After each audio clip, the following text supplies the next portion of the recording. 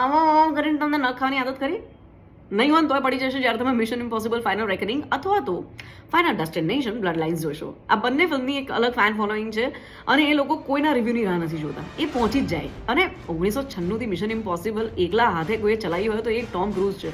અને તમે એની ફિટનેસ આજે પણ જુઓ ને ત્યારે એમ થાય કે આ માણસ શેનાથી બન્યો છે, કઈ રીતે કરી લે છે આ માણસ.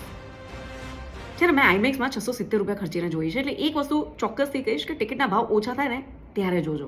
ડોલ્બી એટમોસની અંદર આઈમેક્સમાં જ્યારે તમે સબમરીન વાળો સીન જુઓ ને એટલે એમ થઈ જાય કે યાર શું થશે. હા, એવી રીતે જ તમને નેલ બાઇટિંગની આદત પડશે. જો chopping action scenes in the climax, oh god. વાર્તા વચ્ચે વચ્ચે નબળી પડી જાય છે, ઇન્ટરવલ પછી જ એકચ્યુઅલી ખરી મજા ચાલુ થાય છે. પણ મિશન ઇમ્પોસિબલ તમને ખતરનાક ફીલ કરાવશે. જોડે જોડે ફાઇનલ ડેસ્ટિનેશન જે 2000માં આવી હતી ને, એણે ત્યારથી લઈને અત્યાર સુધી આપણને શીખવ્યું છે કે લાકડા ભરેલી ટ્રકની પાછળ નહીં જવાનું, ચકડોળથી દૂર રહેવાનું. અને હવે શીખવે છે કે ભાઈ હોસ્પિટલમાં જાઓ તો અમુક મશીનથી પણ દૂર રહેજો. નજર હટી દુર્ઘટના ઘટી, એ વાક્યને સાર્થક કરતી ફાઇનલ ડેસ્ટિનેશન બ્લડ લાઇન્સ બહુ ખતરનાક છે. સ્પેશિયલી ક્લાઇમેક્સ જોઈને તમને એમ થઈ જશે કે વો. જો તમે બંને ફિલ્મ જોઈ હોય તો મને કહેજો કે જો કોઈ એક જ પિક્ચર તમારે રેકમેન્ડ કરવાની હોય તો તમે કઈ કરો, બિકોઝ હું તો બહુ જ કન્ફ્યુઝ છું. Die hard fan of Tom Cruise and at the same time Final Destination. Oh God.